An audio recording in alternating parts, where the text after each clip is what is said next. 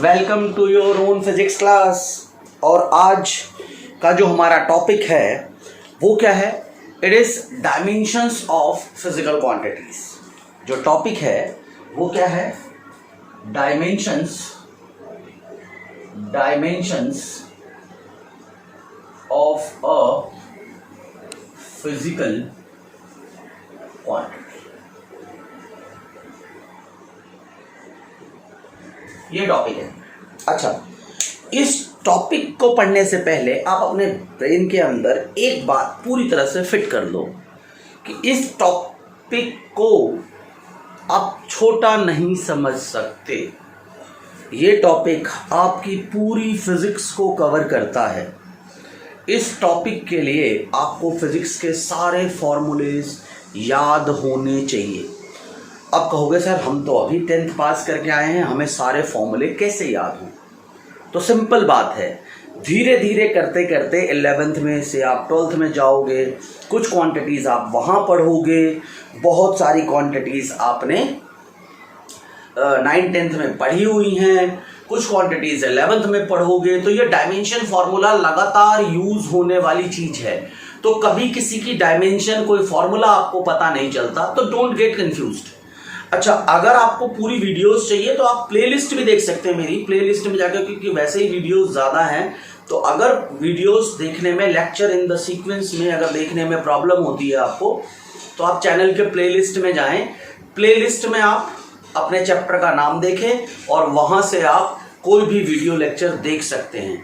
तो प्लेलिस्ट का यूज़ करें अगर आपको लेक्चर्स नहीं मिलते हैं तो। और बेसिक फंडा क्या था कि आपको इसमें परेशान होना नहीं है, बिल्कुल कोई परेशानी वाली बात नहीं है। क्यों नहीं परेशान होना? क्यों? क्योंकि इसको आपको लगातार पढ़ना है। बहुत सारे फॉर्मूले जब जानोगे तब आपको पता चलेगा। अभी सिर्फ हम आपको डायमेंशंस कैसे प्रोवाइड करते हैं, क्या होता है डायमेंशंस, ठीक है, वो सारी चीज़ें समझनी है। देखो, हम एरिया पढ़ते थे, आपको याद होगा, हम पढ़ते थे एरिया। ये होती थी लेंथ, ये होती थी विड्थ। हम लिखते थे area equal to L into B. और हम क्या लिखते थे? अगर एरिया की जो ऐसा यूनिट होती थी वो एल बी और साथ में मीटर स्क्वायर। अगर मान लो एल बी मीटर में है और बी भी मीटर में है तो आप मीटर में लिख देते थे। यहां मीटर की पावर 2 लिखते थे ना 2। क्यों? क्योंकि कौन सी क्वांटिटी इसमें है? लेंथ एक फंडामेंटल क्वांटिटी है। और एरिया में लेंथ कितनी बार मल्टीप्लाई हुआ है? 2 बार। लेंथ देखो भाई, विड्थ भी तो एक लंबाई है, चौड़ाई भी तो अगर नापे स्केल से ही तो नापना है आपको, मीटर स्केल से। तो लंबाई और चौड़ाई है तो एक्चुअल मेजरमेंट में तो लेंथ ही है ना। क्लियर है? अगर आप किसी क्यूब का वॉल्यूम नापते थे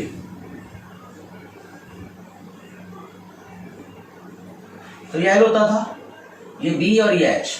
वॉल्यूम में लिखते थे आप एल, बी और एच। अगर तीनों मीटर में है तो साथ में आप मीटर क्यूब भी लिखते थे, ठीक है। इसमें जो फंडामेंटल क्वांटिटी है लेंथ, उस लेंथ की पावर कितनी है? 3। और इसमें कितनी पावर थी? 2। ये आप शुरू से देखते हुए आ रहे हो। आपको बताया जाता था कि एरिया की जो ऐसा यूनिट है वो मीटर स्क्वायर है। क्लियर है? आपको याद होगा, अगर आपने पढ़ा वेलोसिटी, 9th क्लास में पढ़ा होगा, वेलोसिटी क्या होता था? Displacement divided by time. Displacement एक लेंथ होती थी, टाइम की जगह आप सेकंड लिखते थे, या डिस्प्लेसमेंट की जगह आप मान लो मीटर लिखते थे, यहाँ सेकंड, और ऐसा यूनिट बोलते थे मीटर पर सेकंड। यहाँ एक्चुअल में क्या है? मीटर की पावर 1 है, सेकंड की पावर -1 है। यूनिट हम ऐसे निकालते थे, याद होगा आपको, ये चीजें पता है आपको। अब होता क्या है? डायमेंशन एनालिसिस एक नॉर्मल वे है जिससे हम क्या करते हैं? डायमेंशन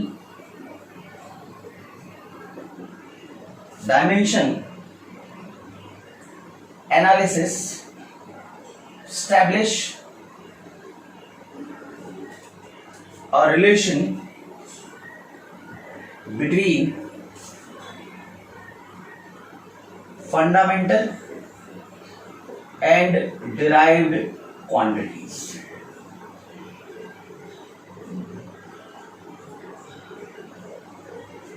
डायमेंशन एनालिसिस किस काम में आता है? ये क्या करता है? फंडामेंटल और डिराइव्ड क्वांटिटीज के बीच में एक रिलेशन शो करता है। ये ध्यान रखें, डायमेंशन फॉर्मूला क्या करता है? फंडामेंटल एंड डिराइव्ड के बीच का रिलेशन शो करता है, ठीक है। और ये क्या करता है? फंडामेंटल और डिराइव्ड के बीच में रिलेशन शो करता है। इट यूजेस, क्या करता है basically? It uses fundamental quantities to obtain derived, ठीक है। ये क्या करता है? ये देखना चाहता है कि किस डिराइव्ड क्वांटिटी में कौन सी फंडामेंटल क्वांटिटी मिली हुई है, और मिली हुई है तो वो कितने टाइम्स मिली हुई है। जैसे मैं बात करूं, लेंथ एक फंडामेंटल क्वांटिटी है और वॉल्यूम डिराइव्ड क्वांटिटी है। वॉल्यूम में लेंथ 3 टाइम्स है, पावर 3 है उसकी। ऐसे ही वेलोसिटी एक डिराइव्ड क्वांटिटी है, लेंथ फंडामेंटल है, टाइम फंडामेंटल है। तो वेलोसिटी के अंदर लेंथ की पावर 1 है और टाइम की पावर -1 है। तो फंडामेंटल और डिराइव के बीच में इस रिलेशन को एस्टेब्लिश करने का काम कौन करता है? डायमेंशन एनालिसिस, ठीक है। अब पहुंचते हैं भाई कि डायमेंशन एनालिसिस करता क्या है। इट यूजेस, वो क्या करता है? Simple, it uses symbols of fundamental quantities. It uses symbols 4 of, मतलब ये सिंबल यूज करता है। अगर इसको कहीं पर लेंथ नजर आती है तो कैपिटल L यूज करता है, मास के लिए कैपिटल M और टाइम के लिए कैपिटल T यूज किया जाता है। अभी मैकेनिक्स में आपको पता है, सिंपली मैकेनिक्स आपने क्लास 9th में पढ़ा था, motion in a straight line, sorry motion पढ़ा था, फोर्स पढ़ा था, लॉज ऑफ मोशन पढ़ा था, ग्रेविटेशन पढ़ा था, ये सब मैकेनिक्स है। और 11th की आपकी फर्स्ट बुक भी पूरी कंप्लीट मैकेनिक्स है। तो मैकेनिक्स में सर 3 चीजों की जरूरत होती है, लेंथ, मास, टाइम।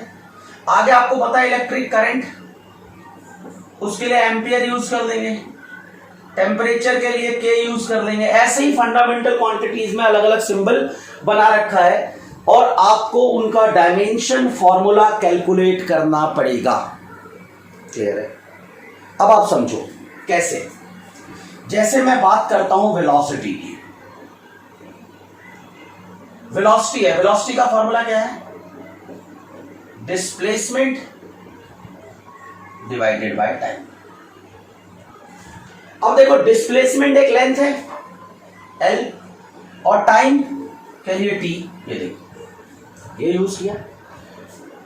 अब आपको पता है अगर आपके पास x हो उसको क्या लिख सकते हो? x की पावर -1, या अगर आपके पास 1/x की पावर -1 हो तो उसको x लिख सकते हो। नीचे से ऊपर लेके जाते हैं तो यू चेंज पावर, अगर पावर माइनस है तो वो डिनोमिनेटर से न्यूमरेटर में जाके प्लस हो जाता है, ये तो पढ़ा ही हुआ है हमने।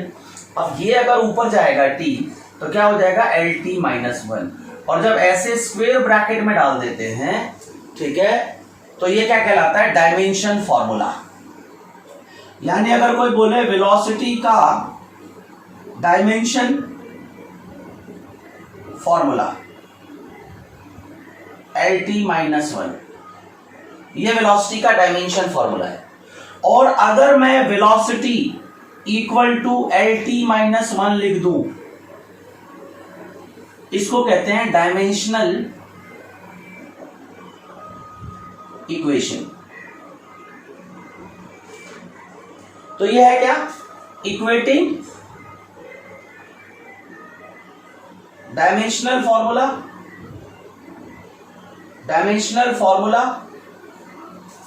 With the quantity. Equating dimension formula with the quantity. ये क्वांटिटी है वेलोसिटी, इसको इसके फॉर्मूले से इक्वेट कर दिया। या जैसे देखो एक्सेलरेशन, इनकी डायमेंशंस नोट भी करते चले जाना। एक्सेलरेशन का टाइम क्या होता है, velocity minus v minus u by t, t2 minus t1। अब देखो वेलोसिटी में से अगर वेलोसिटी माइनस करोगे तो क्या मिलेगा आपको, अरे लंबाई में से लंबाई माइनस करने पे क्या मिलता है, लेंथ मिलती है। तो वेलोसिटी में से वेलोसिटी माइनस करने पे क्या फोर्स मिलेगी हमको, नहीं। तो अगर वेलोसिटी में से हम वेलोसिटी माइनस करें तो हमको क्या मिलती है, वेलोसिटी। भाई 10 मीटर पर सेकंड में से 5 मीटर पर सेकंड माइनस करोगे तो आपको मिलेगा क्या, 5 मीटर पर सेकंड। और तीनों ही वेलोसिटी है, 10 भी वेलोसिटी, 5 भी वेलोसिटी और रिजल्ट भी वेलोसिटी। 10 सेकंड में से 5 सेकंड माइनस करोगे तो मिलेगा 5 सेकंड। तो टाइम में से टाइम माइनस करोगे तो टाइम ही मिलेगा। तो यहां पर क्या मिलेगा आपको, सिंपली लिख दो v बाई टी। और वेलोसिटी की डायमेंशन अभी आपने पढ़ी है, L T minus one divided by T. तो एक्सेलरेशन के लिए क्या लिख सकते हो आप, एल टी माइनस टू। तो ये एक्सेलरेशन की डायमेंशनल इक्वेशन है। जो क्वांटिटी है उसको उसके डायमेंशन फॉर्मूला, ये डायमेंशन फॉर्मूला है, ये क्या है, डायमेंशन फॉर्मूला, ठीक है। और डायमेंशन फॉर्मूला क्या कर रहा है, इसको रिप्रेजेंट करने के लिए, एक्सेलरेशन को रिप्रेजेंट करने के लिए लेंथ और टाइम जैसी फंडामेंटल क्वांटिटीज को यूज कर रहा है। कंफ्यूज मत होना, डायमेंशन फॉर्मूला इसको बोलेंगे फॉर्मूला। जो एल टी माइनस टू है ये डायमेंशन फॉर्मूला है एक्सेलरेशन का, एल टी माइनस वन ये डायमेंशन फॉर्मूला है वेलोसिटी का। और इस डायमेंशन फॉर्मूला को अगर मैं एक्सेलरेशन के बराबर रख दूं, आपको पता है इक्वेशन में दोनों साइड क्वांटिटी होती है, इक्वेट करना, इसको बोलेंगे डायमेंशन इक्वेशन, इसको भी बोलेंगे डायमेंशनल, कहां है वेलोसिटी वाला, अभी कराया था ना वेलोसिटी, ये डायमेंशनल इक्वेशन। तो अगर क्वांटिटी और डायमेंशन फॉर्मूला को इक्वेट कर देते तो वो बनता है इक्वेशन। स्क्रीन को पॉज करें, इसको राइट डाउन करें।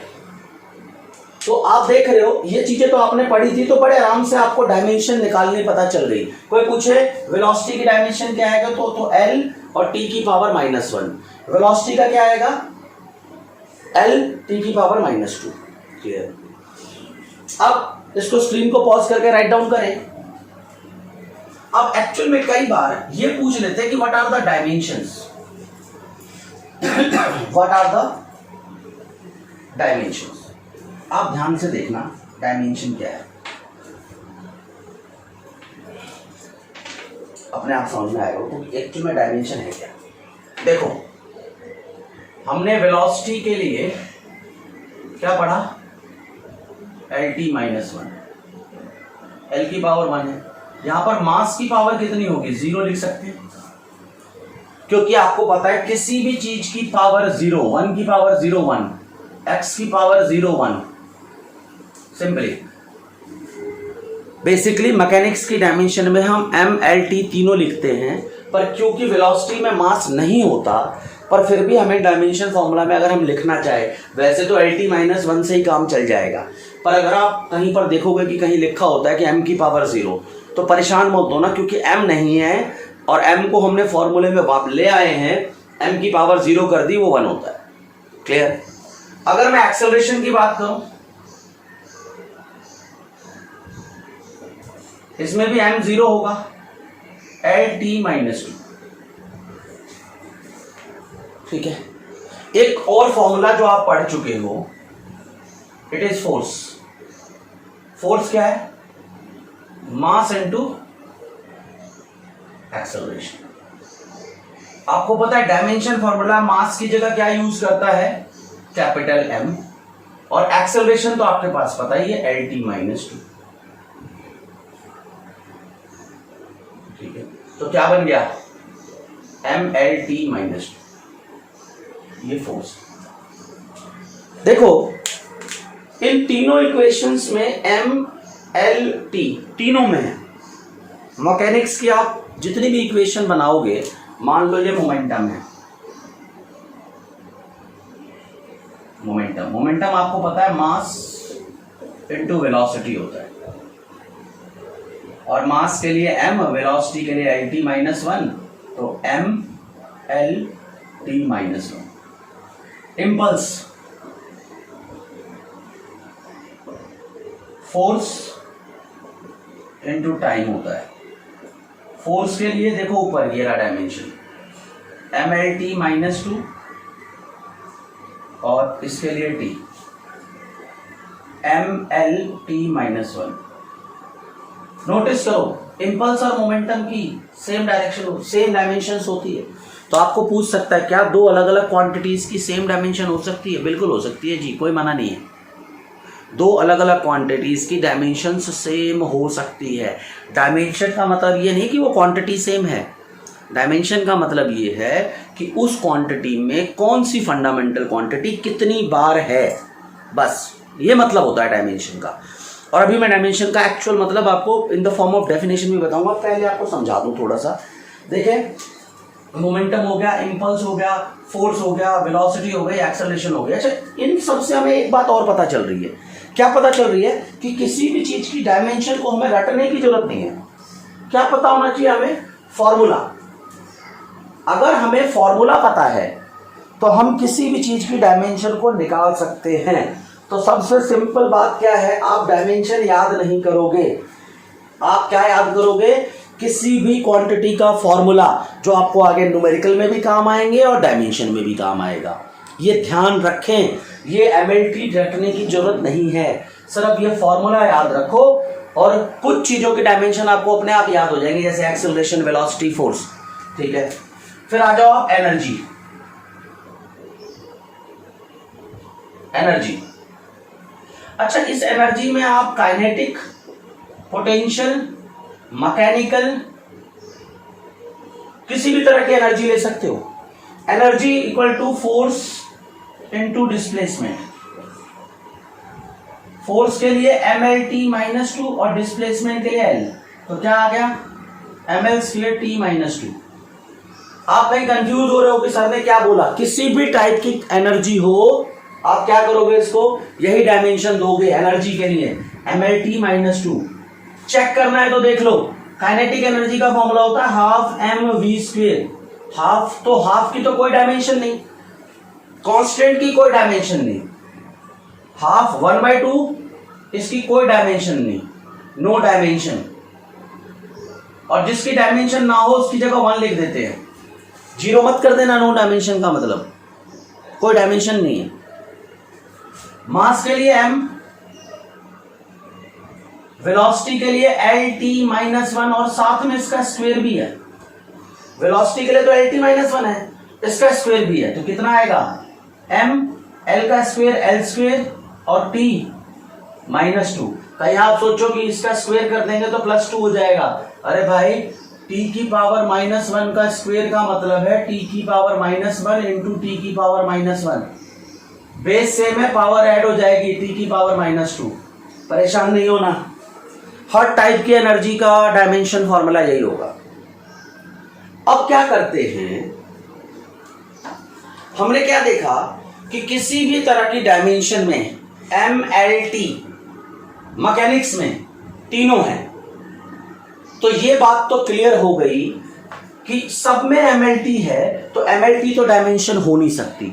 हम डायमेंशन डायमेंशन डायमेंशन कह रहे हैं, हमने डायमेंशन फॉर्मूला देख लिया, डायमेंशन इक्वेशन देख ली, पर हमने अभी तक ये तो बताया नहीं कि डायमेंशन होता क्या है। हमें पता चल गया डायमेंशन एनालिसिस फंडामेंटल और डिराइव्ड क्वांटिटी के बीच में रिलेशन एस्टेब्लिश करने का काम करता है। हमें पता है कि डायमेंशन फॉर्मूला को अगर हम क्वांटिटी के बराबर में रख दें तो वो डायमेंशनल इक्वेशन होती है, पर हमें डायमेंशन का पता नहीं चला। mlt या a वो डायमेंशन नहीं है, क्योंकि देखो mlt तो सब में है, तो नेचुरल बात है, जो चीज़ सब में है तो फिर क्या जरूरत है हमें डायमेंशन पढ़ने की। डायमेंशन एक्चुअल में क्या है? देखो, डायमेंशन एक्चुअल में फोर्स में मास की पावर 1 है, एल की पावर 1 है, टाइम की पावर -2 है। वेलोसिटी में मास की पावर 0 है, लेंथ की पावर 1 है, टाइम की पावर -1 है। ये जो पावर है ना एमएलटी की, ये जो पावर है फंडामेंटल क्वांटिटीज की जो पावर है, मास की पावर जो है, लेंथ की पावर जो है, टाइम की जो पावर है, ये डायमेंशन है। This is called the dimension. Clear है? तो क्या लिखोगे आप? The dimension of a physical quantity,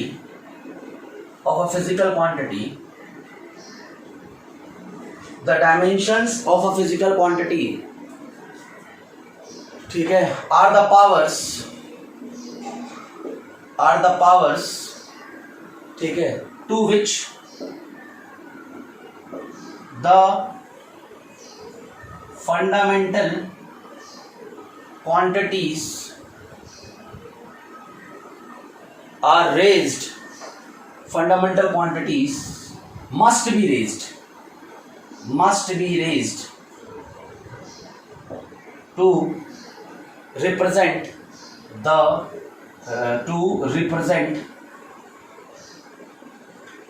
that quantity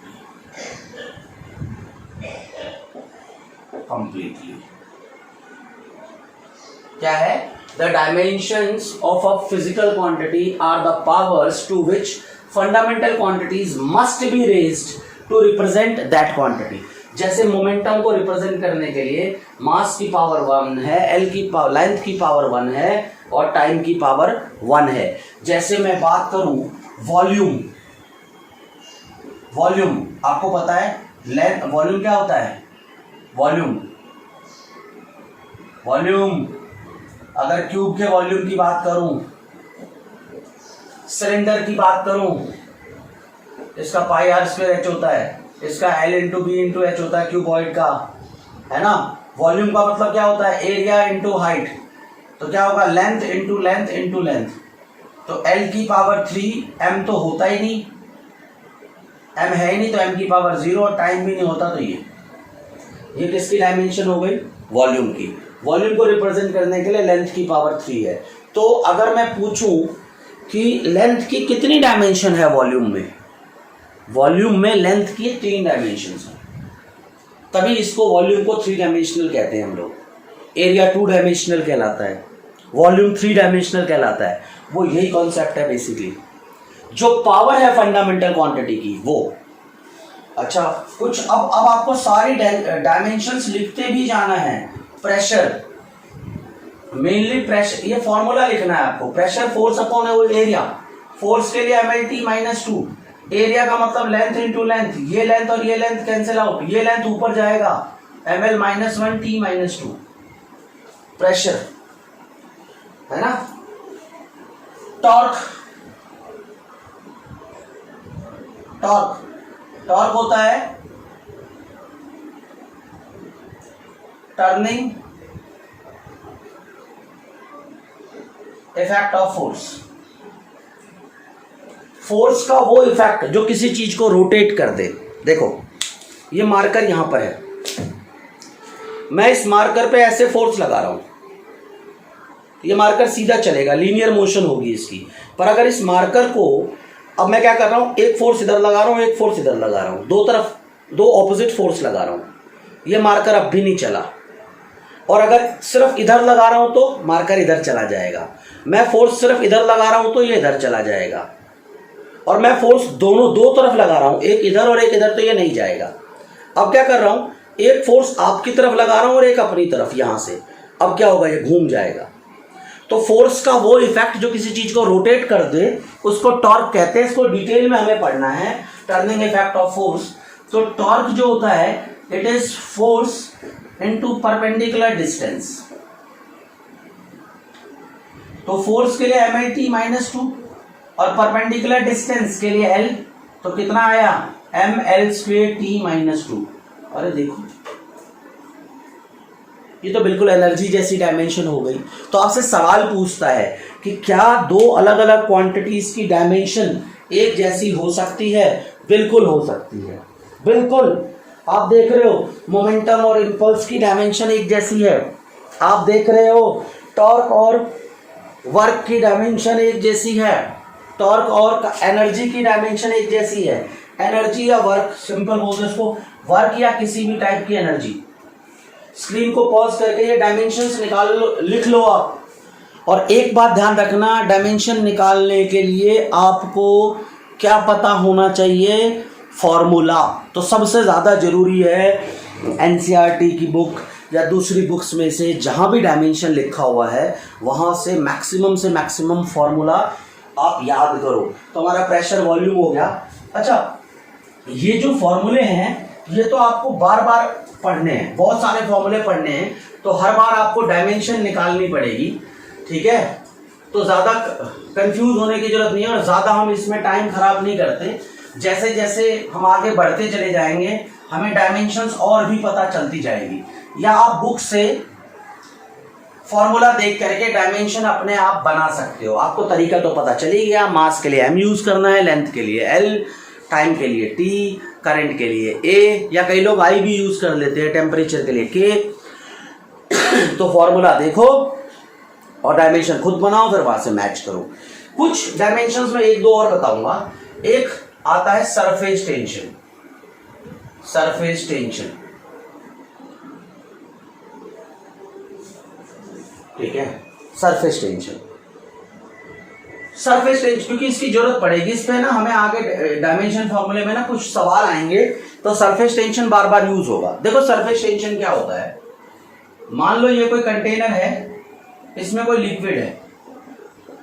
अब लिक्विड का जो मॉलिक्यूल है, इस पर अंदर वाले मॉलिक्यूल पर हर डायरेक्शन में फोर्स लगेगी। कोई अंदर मॉलिक्यूल है, मान लो मैं इस रूम में हूं, यहां जो मॉलिक्यूल है इस पर अगल बगल के सारे मॉलिक्यूल्स के बीच में जो अट्रैक्शन होगा, अट्रैक्टिव फोर्स होगा, हम कह सकते हैं ये बैलेंस कंडीशन में हो सकता है। पर जो टॉप की लेयर होगी उस लेयर पर सिर्फ मॉलिक्यूल्स नीचे की तरफ फोर्स लगाएंगे और एयर का प्रेशर भी नीचे की तरफ होगा। इसका रिजल्ट क्या आएगा, ये टॉप लेयर टेढ़ी हो जाएगी थोड़ी, इसको बोलते हैं सरफेस टेंशन। जो टॉप के मॉलिक्यूल्स है, टॉप की जो लेयर है उस पर डाउनवर्ड फोर्स लग रही है और टॉप की लेयर टेढ़ी हो जाती है। आप पानी का ग्लास रख दो, उस ग्लास को आप क्या करो, थोड़ी देर तक ऑब्जर्व करो, बिना हिलाए पंखा बंद कर दो, आप देखो वो लेयर आपको टेढ़ी नजर आएगी। आप कहोगे सर वो तो रिफ्रैक्शन की वजह से आता है, नहीं, वैसे भी टेढ़ी होती है। आप सोचो ना कि आप पर अगर कोई एक ही तरफ फोर्स लगाए तो आप तो वहां मूव करोगे ना, कुछ तो बेंडिंग आएगी। तो that force per unit length is surface tension, ध्यान रखना। और इसकी डायमेंशन कई बार पूछ लेते हैं। फोर्स की आपको पता है mlt-2 होती है और इसके लिए l, तो सरफेस टेंशन की डायमेंशन क्या हो गई, ml0t-2। l ना भी लिखो, कई लोग mt-2 भी लिख देते हैं, कोई दिक्कत नहीं है। Surface tension. एक और चीज आती है, ये भी कई बार यूज होगा आपका इसी चैप्टर में, वैसे आपको ये अच्छी तरह पढ़ना है, coefficient of viscosity, coefficient of viscosity, clear है। ये क्या होता है कोफिशिएंट ऑफ विस्कोसिटी, देखो ये कोई लिक्विड है और इस लिक्विड में ना एक बॉल, जिस बॉल का रेडियस क्या है, बॉल का r है और इसकी वेलोसिटी कितनी है, v है। ये बॉल नीचे की तरफ जा रही है। आपको पता है जब ये बॉल नीचे जाएगी तो क्या होगा, इस बॉल का वेट तो नीचे जाएगा, अपने ग्रेविटी के अट्रैक्शन की वजह से ही तो पानी में बॉल नीचे जा रही है, क्लियर। फिर ये बॉल क्या कर रही है, पानी को डिस्प्लेस भी कर रही है, तो इस पर क्या लगेगा, अप थ्रस्ट भी लगेगा। Ft को क्या बोलते हैं, अप थ्रस्ट। और mg क्या है आपका, वेट है। इन चीजों से कुछ नहीं लेना देना आपको, लेना देना किससे है, ये जो बॉल नीचे आएगी ना तो इसके साइड में जो लिक्विड होंगे इनको ये ड्रैग करेगा और एक फोर्स जब उनको घसीट के अपने साथ लेके जाएगा। भाई आप अगर कहीं जा रहे हो, किसी चीज को घसीट रहे हो, तो वो भी तो आप पे फोर्स लगाएगी और वो भी ऊपर की तरफ लगाएगी, उसका नाम हम Fv देते हैं और Fv को बोलते हैं हम लोग ड्रैगिंग फोर्स, ड्रैगिंग फोर्स। और ये जो फोर्स होता है it is 6 pi Etah RV। R मतलब रेडियस है और V मतलब वेलोसिटी है, किसकी, बॉल की। और ये जो आप देख रहे हो ना, छोटा n बनाया मैंने, इसकी टांग खींच दी, इसको एटा बोलते हैं, एटा, कोफिशिएंट ऑफ विस्कोसिटी, यही है एटा। विस्कोसिटी आपको पता है उसको फ्लूइड फ्रिक्शन भी कहते हैं। ये बहुत डिटेल में पढ़ना है आपको। फ्लूइड फ्रिक्शन, जब फ्लूइड के ऊपर मूव करता है तो फ्लूइड की एक लेयर दूसरे को अपोज करती है। आप देख रहे हो कि हनी ज़्यादा फ्लो नहीं कर पाता, क्या कहते हैं, क्रीम ज़्यादा फ्लो नहीं करता, पर वाटर ज़्यादा फ्लो करता है। यानी ज़्यादा फ्लो करता है विस्कोसिटी कम है, कम फ्लो करता है विस्कोसिटी ज़्यादा है। फ्लूइड की बात करते हैं, फ्लूइड फ्रिक्शन भी कहते हैं। तो आप यहां से डायमेंशन निकाल सकते हो। देखो फोर्स तो फोर्स ही होगा, डायमेंशन mlt माइनस 2 होगी। एटा की आपको डायमेंशन निकालनी है, तो एटा क्या होगा, सिंपली f अपॉन 6 पाई आर बी।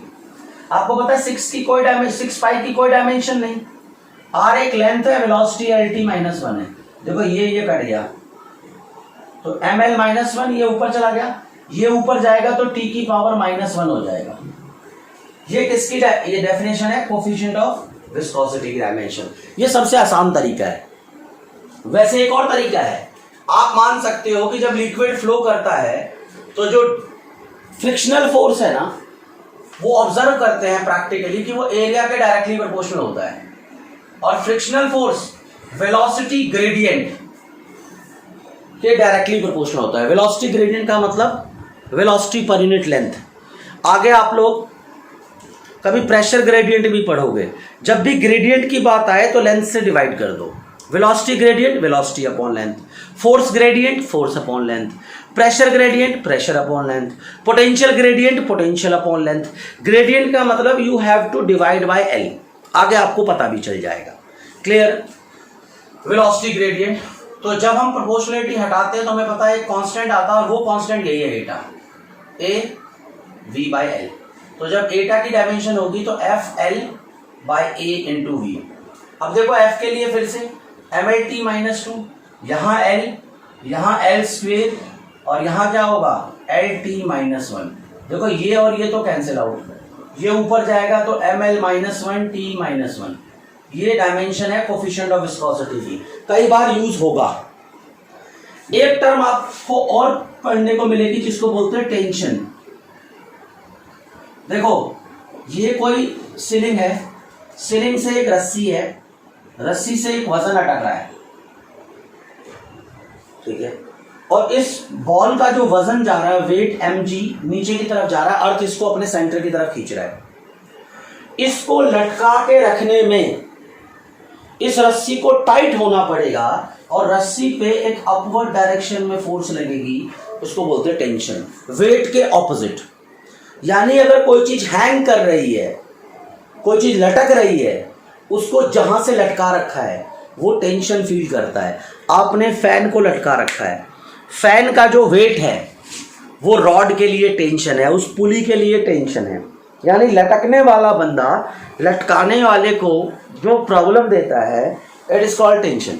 आप सोचो, अगर आप स्कूल में होमवर्क नहीं करते हो तो आप कहते हो यार बहुत प्रॉब्लम है, सर पिटाई करेंगे मेरी। आप होमवर्क करते हो और होमवर्क करने के बाद अपनी कॉपी किसी फ्रेंड को दे देते हो और वो आता नहीं, और उस दिन कॉपी चेक होनी है, आप कहो यार बहुत टेंशन हो गई। किसकी वजह से? दूसरे की वजह से। टेंशन हमेशा दूसरे की वजह से होती है। क्लियर। वरना हम प्रेशर कहते हैं, टेंशन कहते हैं, दूसरे लोग देते हैं हमको। तो जो ये बॉल लटक रहा है, यानी जो नीचे की तरफ फोर्स लगा रहा है इस पे, उसको बैलेंस करने के लिए रस्सी को जो फोर्स लगानी पड़ रही है, इट इज कॉल्ड टेंशन। तो टेंशन एक तरह की फोर्स है, टेंशन इज अ फोर्स, नाम अलग दे दिया। एक चीज और पढ़ोगे, स्ट्रेस, और वो होता है force upon area, just like a force. पर इसमें एक बात आती है, इसको डिफॉर्मिंग फोर्स बोलते हैं। लोग कहते हैं यार बहुत स्ट्रेस में हूं। देखो हमारे ऊपर प्रेशर होता है, हम कहते हैं यार मैं बहुत प्रेशर में हूं। सॉरी, आदमी प्रेशर में काम करता है, अच्छा काम करता है प्रेशर में, पर मैं कहता हूं मुझे बहुत स्ट्रेस है। स्ट्रेस का मतलब आपकी एबिलिटी, आपकी एफिशिएंसी वो रिड्यूस होना। आदमी स्ट्रेस में काम नहीं कर सकता अच्छी तरह से, प्रेशर में कर सकता है। दोनों का मतलब सेम है, पर हम बोलते अलग अलग चीजें हैं। प्रेशर में आना मतलब यू आर नॉट डिस्टॉर्टेड, मतलब आपकी कॉन्फ़िगरेशन चेंज नहीं हुई, आपकी मेंटल एबिलिटी चेंज नहीं हुई, बट स्ट्रेस में आप कहते हो कि मैं मेंटली बिल्कुल ठीक नहीं हूं। दैट इज अ डिफरेंस, पर है सेम चीज। स्ट्रेस भी सेम है भाई। कई बार इतना ज्यादा प्रेशर बढ़ जाता है कि हमारी जो एबिलिटी है वो खत्म हो जाती है। तो जो हमारी चीजों को डिफॉर्म कर दे फोर्स, वो फोर्स अपॉन एरिया। तो स्ट्रेस की डायमेंशन भी वही प्रेशर वाली होती है। प्रेशर फोर्स यानी mlt माइनस 2, और एरिया के लिए एल स्क्वेयर, और ml माइनस 1 t माइनस 2। यही डायमेंशन प्रेशर की है, यही स्ट्रेस की है। अच्छा, एक चीज और जिसकी जरूरत आपको पड़ेगी वो है स्ट्रेन। हम प्रैक्टिकल लाइफ में कहते हैं यार पैर में स्ट्रेन आ गया, खिंचाव। स्ट्रेन मतलब खिंचाव। अब खिंचाव की वजह से, स्ट्रेन की वजह से लेंथ भी चेंज हो सकती है, वॉल्यूम भी चेंज हो सकता है, एरिया भी चेंज हो सकता है। आपको उस पर नहीं जाना। स्ट्रेन का मतलब change in length by original length या change in volume by original volume. अब जो इसकी डायमेंशन होगी वही इसकी होगी, लेंथ अपॉन लेंथ। अब भाई देखो, पहले आपकी लेंथ 5 थी, खिंचाव की वजह से 6 आ गई, कितना चेंज आया? 1 का आया। वो 1 क्या है? अगर पहले लेंथ आपकी 5 मीटर थी, खिंचाव की वजह से 6 मीटर हो गई, तो कितना चेंज आया? 1 मीटर का। तो 1 मीटर भी तो लेंथ है। तो change in length is also length divided by length. तो length upon length, no dimension. Change in volume is also volume. ऐसा थोड़ा है कि वॉल्यूम में चेंज फोर्स है, नहीं, वॉल्यूम में होने वाला चेंज होगा भी तो वॉल्यूम। अरे भाई, वॉल्यूम 5 से 8 हो जाएगा, रहेगा तो वॉल्यूम, फोर्स तो नहीं होगा। तो वॉल्यूम का चेंज भी वॉल्यूम है, तो volume by volume, no dimension. तो ध्यान रखना, स्ट्रेन की कोई डायमेंशन नहीं होती है। तो आपको डायमेंशन फॉर्मूला, डायमेंशन इक्वेशन, ये सब पता होनी चाहिए। आई होप कि आपको समझ में आया होगा। कोई भी प्रॉब्लम हो रही है तो कमेंट करें, डेफिनेटली आपके कमेंट का आंसर दिया जाएगा। और सीक्वेंस में अगर वीडियो देखनी है तो चैनल के प्लेलिस्ट को देखें, प्लेलिस्ट में जाएं, अपने चैप्टर को सेलेक्ट करें और प्लेलिस्ट में आपको इजीली वीडियो मिल जाएगी।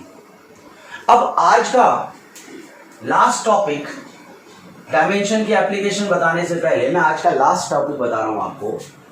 अभी तक जो हमने पढ़ा, on the basis of dimension formula we divided the quantities into basic types.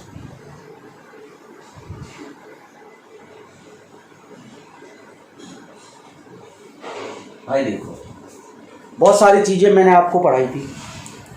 इसके बाद मैंने स्ट्रेन पढ़ाया आपको, जिसकी कोई डायमेंशन नहीं थी। आपने क्लास 10th में रिफ्रैक्टिव इंडेक्स पढ़ा होगा, speed of light in vacuum upon speed of light in medium. उसकी कोई डायमेंशन नहीं है ना, ना कोई यूनिट होती थी। फिर आपने रिलेटिव डेंसिटी पढ़ा होगा, जिसको स्पेसिफिक ग्रेविटी भी कहते हैं, रिलेटिव डेंसिटी। उसकी भी कोई डेंसिटी नहीं। किसी भी मटेरियल की डेंसिटी को वाटर की डेंसिटी से डिवाइड कर दो, उसको स्पेसिफिक ग्रेविटी या रिलेटिव डेंसिटी कहते हैं। उसकी भी कोई ऐसा यूनिट नहीं है, ना कोई डायमेंशन है। तो कुछ क्वांटिटीज ऐसी होती हैं जिनकी यूनिट तो होती है, डायमेंशन नहीं होती। क्लियर है? तो और कुछ क्वांटिटी ऐसी होती है जिनकी डायमेंशन भी नहीं होती, यूनिट भी नहीं होती। तो हमने पहले क्या था, क्वांटिटीज को हमने फंडामेंटल और डिराइव्ड में बांटा था, है ना, वेक्टर, स्केलर, टेंसर में बांटा था। पर डायमेंशन के बेस पे हम फिजिकल क्वांटिटी को 2 मेन टाइप में डिवाइड करते हैं। और एक होता है डायमेंशनल क्वांटिटी, एक ऐसी क्वांटिटी जिसकी डायमेंशन हो। और दूसरा जो टाइप है वो क्या है, it is dimension less quantity, या तो हो या तो ना हो। ठीक है,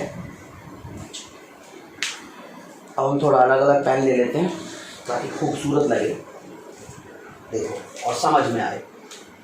जिनकी डायमेंशंस होती है उन क्वांटिटीज को भी हमने फर्दर 2 टाइप में डिवाइड किया। अब जो डायमेंशनल क्वांटिटी का मतलब क्या है, क्वांटिटीज हैविंग डायमेंशंस। क्या मतलब, quantities with dimension. Very simple, dimensional quantity का मतलब ऐसी क्वांटिटी जिनकी डायमेंशंस हो। और वो 2 तरीके के होते हैं नॉर्मली, एक तो वेरिएबल और दूसरा कांस्टेंट।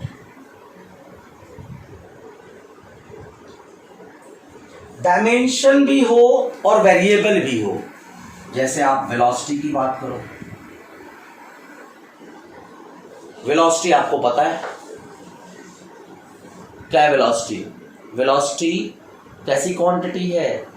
वेलोसिटी एक वेरिएबल क्वांटिटी है। हर चीज की वेलोसिटी अलग अलग होती है, बट अगर मैं स्पीड ऑफ लाइट बता दूं आपको तो ये कांस्टेंट है।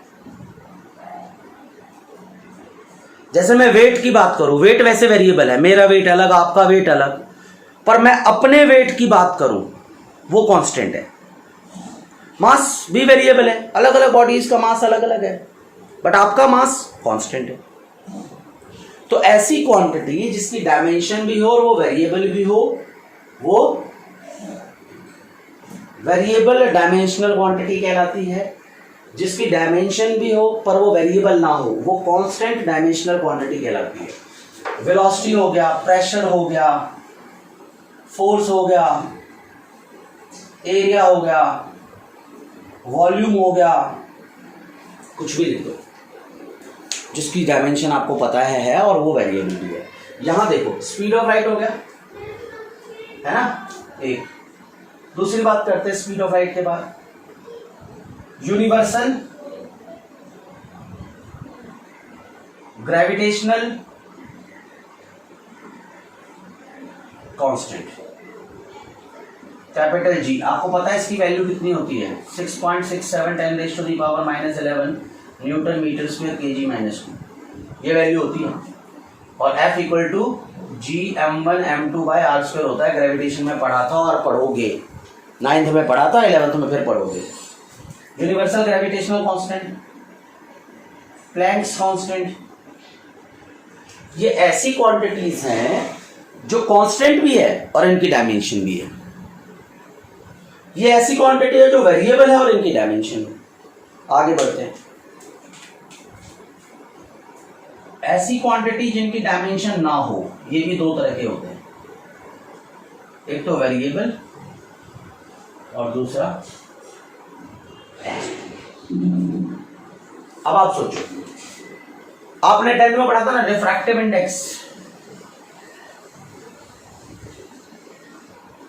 देखो भाई, रिफ्रैक्टिव इंडेक्स किसी मटेरियल का तो फिक्स है, बाकी हर चीज का अलग अलग है। दुनिया में ऐसी कोई चीज है जो हम कहते हैं कि भाई वो वही लेना है, रिफ्रैक्टिव इंडेक्स की बात आए तो 5 ही लेना है या 2 ही लेना है। आपको पता है डायमंड का रिफ्रैक्टिव इंडेक्स 2.42 है, वाटर का 1.33 लेते हैं, हर चीज़ का रिफ्रैक्टिव इंडेक्स अलग अलग लेते हैं। तो हम कह सकते हैं रिफ्रैक्टिव इंडेक्स एक वेरिएबल है।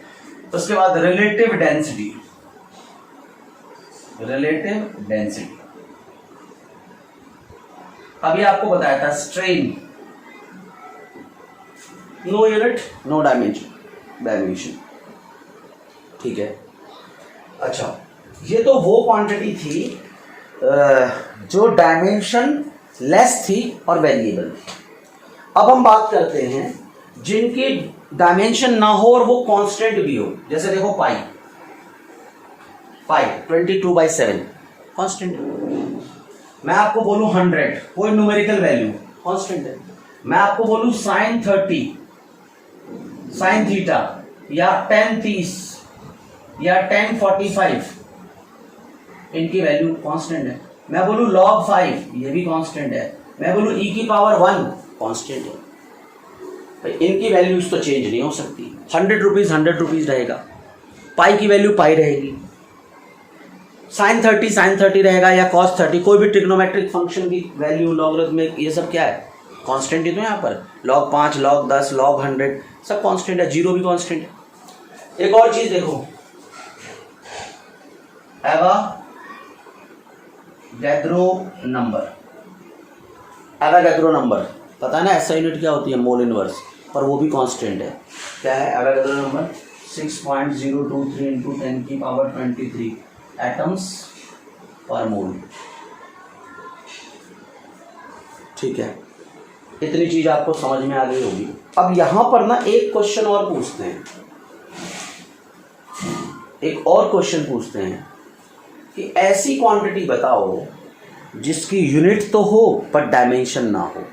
देखो यूनिट तो हो, देखो इनकी तो यूनिट भी नहीं है, रिफ्रैक्टिव इंडेक्स की यूनिट नहीं है, रिलेटिव डेंसिटी की यूनिट नहीं है, स्ट्रेन की भी यूनिट नहीं है। बट यहां देखो एवोगैड्रो नंबर, इसमें क्या है, नो डायमेंशन, तभी तो डायमेंशन लेस क्वांटिटी है। पर इसकी ऐसा यूनिट क्या है, मोल इनवर्स, ऐसा यूनिट है, डायमेंशन नहीं है। एक और टर्म है, इसको यहां लिख देता हूं मैं, वेरिएबल में आता है वो, एंगुलर डिस्प्लेसमेंट। एंगुलर डिस्प्लेसमेंट वो एंगल जिस एंगल से आपकी आइज शिफ्ट होती है। देखो ये मार्कर है आपके बिल्कुल पास है, आपको इसको देखने के लिए अपनी आइज को बहुत जल्दी जल्दी शिफ्ट करना पड़ता होगा, बट यही मार्कर अगर मैं यहाँ रखूँ तो आपकी आँख जो ऐसे पलक झपक रही है इसको देखने के लिए वो एंगल कम है, जितना एंगल ट्रेस होता है।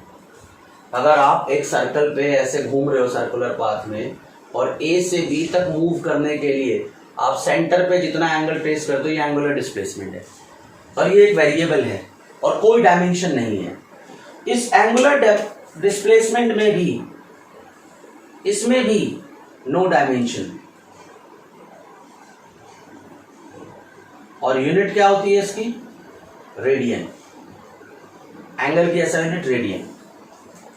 तो अगर आपसे पूछे कि क्या ऐसा पॉसिबल है कि quantity has no dimension but it has unit, yes, example दे देना, Avogadro number, angular displacement has no dimension but they have unit. अगर आपसे पूछे is it possible that quantity have no unit but dimension, no, ऐसी कोई quantity नहीं है जिसकी यूनिट तो हो बट डायमेंशन ना हो। ये हो सकता है कि यूनिट हो और डायमेंशन ना हो, बट अगर डायमेंशन होगी तो यूनिट होना ही पड़ेगा, ये ध्यान रखें। आई होप कि आपको समझ में आया होगा। किसी भी डाउट के लिए कमेंट जरूर करें क्योंकि क्लास आपकी खुद की है। Thank you so much.